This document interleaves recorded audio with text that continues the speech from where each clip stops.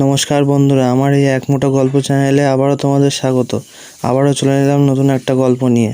আজ তোমাদের শোনাবো গজেন্দ্র কুমার মিত্রর লেখা মৃত্যুর মুখোমুখি। তো চলো শুরু করা যাক। বছর 40 কি 42 আগে প্যারিস শহরে আঁখি চেরিয়ার বলে একটা 20-22 বছরের ছেলে ছিল।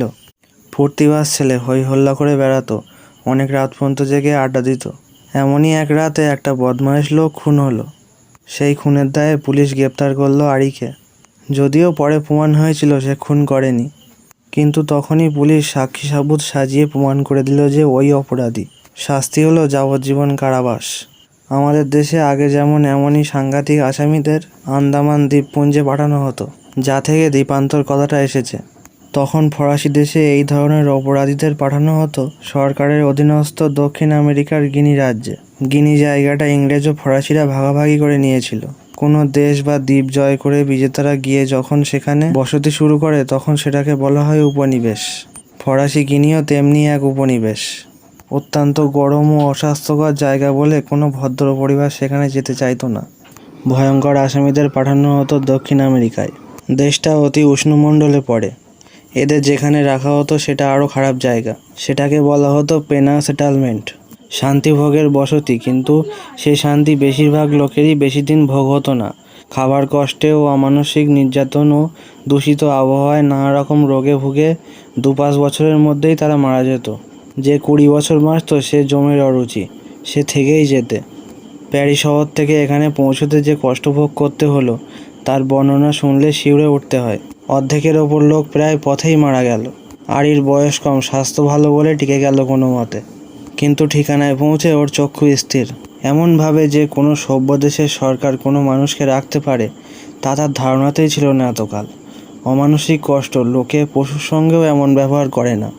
তখনই আরি ঠিক করে নিল সে পালাবে। তাকে ধরে রাখতে পারবে না এরা। সে চিরদিনই মুক্ত পাখার মতো থাকতে ভালোবাসে। বুকে প্রজাপতি আঁকিয়ে নিয়েছিল সে, সেজন্য ওকে লোকজন ডাকতো পপিলন বা প্রজাপতি বলে। পালাতে গেলে যে টাকার দরকার সে ব্যবস্থা সে করেই এসেছিল। আত্মীয় স্বজনরাই সে টাকা দিয়েছিল।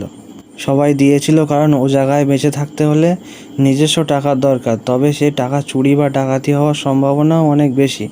তাই পাতলা ধাতুর পাতের তৈরি সরু নলের মতো কোঠোর মধ্যে বেশি টাকার নোট পুড়ে তার তলপেটের ভেতরে রাখার ব্যবস্থা করলো সে। পায়খানায় যাওয়ার সময় তা বার করে নিত, আবার পূর্বে নিয়ে বাথরুম থেকে বেরোতো। আমাদের দেশে একটা ছড়া আছে, ডাকাতের ভয় পেটে পুরলেই রয়। কথাটা কিন্তু সব দেশেই সত্যি। অনেক দিনই সময় লেগে গেল তার একটু একটু করে তোড়জোড় করতে।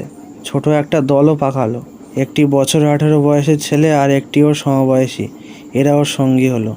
ওরা প্রথমে অসুখের ভান করে হাসপাতালে ঢুকলো। অবশ্যই সেখানে তো পাহারা। ওই ছেলেটি ভারী সুন্দর দেখতে, মিষ্টি স্বভাব, সকলেরই মায়া হতো ওর ওপর। সেই জন্যই একজন পাহারাদারকে হাত করলো। কোনো মতে সেখান থেকে বেরিয়ে বাকি পাহারাদের পিছন থেকে মেরে অজ্ঞান করে দিল। তারপর সোজা সমুদ্রে। একটি নৌকা আগের থেকে কেনা ছিল ওদের। জেলখানায় পয়সা ফেললে সবই পাওয়া যায়, সেইভাবেই নৌকাটা কিনেছিল ওরা। কেউই চোখে দেখেনি। এখন সে নৌকা নিয়ে সমুদ্রে উঠতেই দেখা গেল সে নৌকা ফুটো। বেশি দূরে আর যেতে পারল না তারা। কোনো মতে গিয়ে আর একটা জঙ্গলি দ্বীপে পৌঁছলো তারা। সেখানে আগে থেকেই এমনই একটা পালানো আসামি বাস করত। তার সঙ্গে দেখা হতেই প্রথমটাতে তো এদের খুন করতেই গেছিল প্রায়। পরে মাথাটা ঠান্ডা হলে তারপর বলেছিল, কাছেই একটা দ্বীপ আছে, সেখানে শুধু কুষ্ঠ রোগীরা থাকে, ভয়ে কেউ সেখানে যায় না। তোমরা যাও, তারা তোমাদের সাহায্য করবে। একটা ভালো মজবুত নৌকা করিয়ে নাও, বেশি করে খাবার ও জল নিও। একটু বেশি দূরে গিয়ে কলম্বিয়ায় যদি পৌঁছতে পারো অনেকটা শান্তি পাবে। কলম্বিয়া স্বাধীন রাজ্য, তারা তোমাদের আশ্রয় দিতে বোধহয় আপত্তি করবে না। কোনো মতে কুষ্ঠরোগীদের দ্বীপে গিয়ে পৌঁছলো ওরা। সত্যি ওরা খুব সাহায্য করলো। নৌকা তৈরি হলো, খাবার জলও উঠলো। একটা বড় মজবুত পালও লাগিয়ে দিল নৌকায়। 2-1 জন ওই রোগী কিছু টাকাও দিয়ে দিলে। ওই নৌকাতে চেপেই মহাসমুদ্রে পাড়ি দিল ওরা। ঝড় তুফানে পাহাড়ের মতো ঢেউ ওঠে। এক সময় মনে হয় যেন কোথায় তলিয়ে যাবে। আবার দুপুরে যখন রোদ ওঠে সর্বাঙ্গ ঝলসে যায়। এইভাবে 10-20 নয়, 100, এমনকি হাজারও নয়, 1500 মাইল পেরিয়ে শেষ পর্যন্ত একটা জায়গায় গিয়ে পৌঁছলো। কিন্তু দেখা গেল সেখানকার লোকও এদেরকে আশ্রয় দিতে নারাজ। ও একা আবার যাত্রা করে একটা জায়গায় নামলো। সেখান থেকে রেড ইন্ডিয়ান, মানে আমেরিকার আদিবাসীরা।